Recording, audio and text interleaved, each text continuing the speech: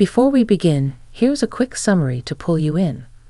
I never expected that a simple call from my cousin into his old workshop would open the door to a story I'd carry for the rest of my life. What happened there wasn't dramatic in the usual sense, but it changed how I understood strength, honesty, and the weight people carry in silence. Tell me, from which cities are you watching us today? I love seeing where everyone is tuning in from. And if you enjoy stories that touch the heart and make you think, please subscribe to the channel and give the video a like. It really helps us keep going. Now, let's begin. I was wiping down the counter in my kitchen when my phone buzzed with a short message. "Can you come by the workshop for a minute?" It was from my cousin Daniel.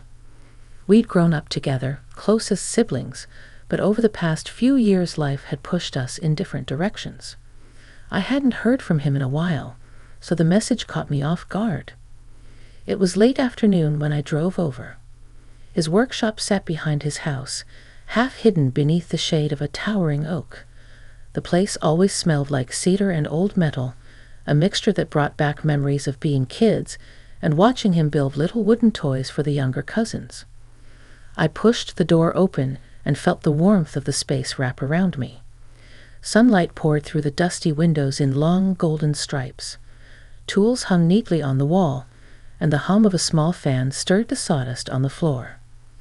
Daniel stood at his workbench, but something about the way he held himself was different.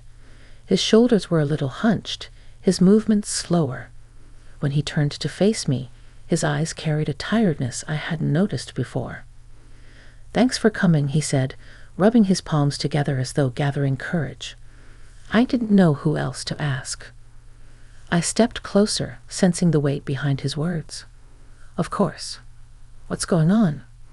He let out a long breath and leaned against the bench. "I guess I've been holding too much in. Work's been rough, and I've been trying to pretend everything's fine. But it's not." Hearing that softened something inside me. I'd always thought of him as the strong one, the steady one. Seeing him like this, still composed, still respectful, but clearly burdened, brought an unexpected ache to my chest. I moved beside him, resting my hand lightly on the edge of the workbench. The afternoon sun caught the dust in the air, making everything feel suspended, like the world had paused just for the two of us. "You don't have to pretend with me," I said. "I'm here. Just talk to me." He nodded, swallowing hard. "I will. I just wasn't sure how to begin." There was a quiet moment where neither of us spoke. The fan whirred, the leaves outside rustled, and inside that warm space, I felt the first threads of something shifting. Something honest, something long overdue. I didn't know what he was about to share, but I knew this was the start of a conversation that had been waiting for years. And I was ready to listen. Daniel stayed quiet for a moment, his eyes fixed on a spot on the floor as though gathering pieces of a story he hadn't told anyone. I waited, giving him space. The workshop had always been his sanctuary, but that afternoon it felt like a confessional too. Warm, still, and honest. "You know how Dad used to say everything has to be handled alone," he finally said. "How you shouldn't burden anyone with your problems." I nodded. His father, my uncle, had been a good man in many ways, but he carried a firm belief that emotions were private battles. Daniel sighed. "I think I took that message too seriously. For years." He walked toward the shelves, running his fingers along an unfinished wooden frame. "Work's been slipping away from me. Contracts drying up, bills piling up. I kept telling myself it would turn around, but it hasn't. And the more I tried to hide it, the worse it got." I stepped a little closer, feeling a slow, steady pull of concern. "Why didn't you call earlier? You know you're not alone in this." He gave a faint smile, small, tired, but real. "I didn't want to disappoint anyone, especially you. You've always had your life in order. You make things look easy." I let out a soft laugh, shaking my head. "If only you knew how many things I've been juggling lately. I've just gotten good at keeping the noise down."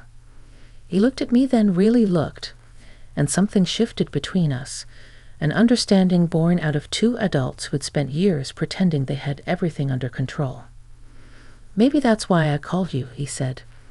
"I figured if anyone would understand what it feels like to keep standing even when you're tired, it'd be you." The honesty in his voice felt like a weight gently placed in my hands, not heavy, but meaningful. I pulled up an old wooden stool and sat down, inviting him to sit across from me. He did, rubbing the back of his neck like he'd been holding tension there for months. He continued, "I keep coming in here, hoping being surrounded by all this wood, all these tools, would remind me of who I used to be. The guy who built everything from scrap, who had ideas pouring out of him. But lately, I come in here and feel empty." I let his words settle. The late afternoon light softened around us, turning the sawdust into tiny floating sparks. "Daniel," I said gently, "feeling lost doesn't mean you're finished. It just means you're human, and sometimes we need someone else to help us see ourselves clearly again." He looked down at his hands. "Do you really think I can get back on my feet?" "I do," I said, "but first you have to stop carrying this alone." His shoulders loosened, just a little, as though some inner storm had finally started to ease. For the first time since I walked in, he looked less like a man bracing himself, and more like someone ready to move forward, even if the steps were small. The truth was, I didn't have all the answers, but in that quiet workshop, surrounded by unfinished projects and fading sunlight, I felt something important taking shape, a different kind of bond, built not on childhood memories, but on the grown-up understanding that everyone needs support, even the strongest among us.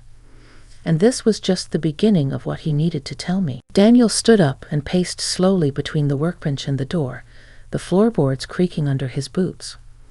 I could tell he wasn't restless. He was gathering courage for something heavier than what he'd already shared. The quiet of the workshop seemed to hold him, giving him room to breathe.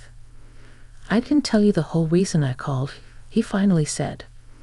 "It wasn't just the money or the work slowing down. There's something else, something I should have said months ago." I felt a small knot tighten in my chest, not out of fear, but because I knew whatever was coming mattered deeply to him. "Take your time," I said. "I'm listening." He leaned against the doorway, looking outside at the long stretch of yard where the evening light filtered through the oak branches. "A few months back, I started getting these letters. Some from clients, some from the bank. At first, it was manageable. Then it wasn't. I kept tucking them into drawers, telling myself I'd deal with them later." He gave a short, tired breath. Later never came.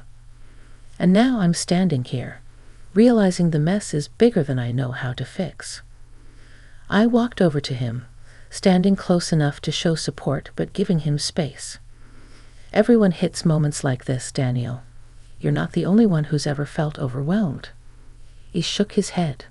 "I know that. I do. But what really pushed me over wasn't the letters. It was something else I've never said aloud." He paused, eyes clouded with a mixture of regret and relief. "I've been feeling scared, not in a dramatic way. More like, I wake up each day uncertain of who I'm becoming." The honesty in his voice tugged at something deep inside me. I'd known Daniel since we were children, confident, inventive, always the one to step forward first. Hearing that he felt lost didn't make him weaker in my eyes. It made him more real. "You're allowed to feel that," I told him. "Life changes. We change. What matters is what we do next." He looked at me then, more steady, more grounded. "I called you because you're the one person who never made me feel small. Even when we were kids, you always treated me like I mattered." That caught me off guard. I smiled gently. "You do matter. To me, and to everyone who knows you." He let out a breath that sounded like the release of years of silent pressure. I guess I needed to hear that. A calm settled in the workshop, like a long-held storm had finally drifted away. The fan hummed softly, The sun dipped lower, and the air felt warmer, kinder. I could see him beginning to straighten, not physically, but in spirit. The burden he'd been carrying was still there, but now it wasn't resting on him alone. I moved back to the stool and gestured for him to sit again. "Daniel, whatever you're going through, we'll figure it out. Step by step. You don't have to solve it all tonight." He sat, rubbing his palms together, but his posture was different now, less tense, more open. "There's one more thing," he said quietly. "Something I've been avoiding because I wasn't sure how you'd react." I leaned forward, meeting his eyes. "Whatever it is, just tell me." He swallowed, gathering his words carefully. And that was when he finally revealed the part he'd been holding back the longest. Daniel sat there for a moment, his hands clasped, his eyes fixed on the wooden floor, as though the right words might be hiding in the grain. I felt the air shift again, not heavy this time, but expectant, like we were standing at the edge of something important. When things started falling apart, he began, "I didn't just lose faith in my work. I lost faith in myself. I didn't want anyone to see it, and I especially didn't want you to see it." I listened closely, letting him take his time. "You've always been someone I looked up to," he continued, "not because you had everything together, but because you kept going even when you didn't. I guess I thought if I admitted that I was struggling, I'd disappoint you." His voice didn't tremble, but there was a raw honesty in it that made me feel something warm settle in my chest. I stepped closer, not to rescue him, but to show I was right there with him. "You never disappoint me," I said. "Not now, not ever. Sharing what you're going through doesn't make you weak. It makes you brave." He nodded slowly, as if letting the words sink into places that had been closed off for too long. The workshop felt softer somehow, as though the walls themselves understood the relief that honesty can bring. "There's more," he said, "something I haven't said to anyone. I've been thinking about stepping away from the business for a while. Not giving up, just redirecting. I don't feel the same passion for the work anymore." And admitting that scared me. I took a deep breath, absorbing his words. "People change. Dreams change. Maybe this is your chance to build something new, something that fits the person you are now." He looked up at me then, and for the first time in years, his expression held a quiet confidence. "You really think I can do that?" "I know you can," I said, "and I'll help however I can. You don't have to walk through this alone." A gentle calm settled over him. His shoulders eased, his breath steadied, and I saw a spark return to his eyes. Not bright and bold like it once was, but steady and warm, like a flame that had been rekindled. "Thank you," he said softly. "Calling you today was the best decision I've made in a long time." We stood together in the fading light, surrounded by the scent of sawdust and old cedar. The workshop looked different now, not like a place where problems had piled up, but like a space where new beginnings were being carved out. As I prepared to leave, he walked me to the door. The air outside was cooler, touched by the early evening breeze. The oak branches swayed overhead, casting slow-moving shadows across the ground.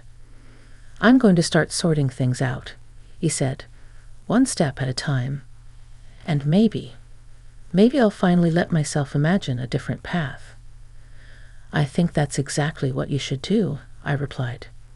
He smiled, genuine, hopeful, unguarded, and in that moment I realized something too. The connection we shared wasn't just rooted in childhood memories. It was grounded in who we become as adults.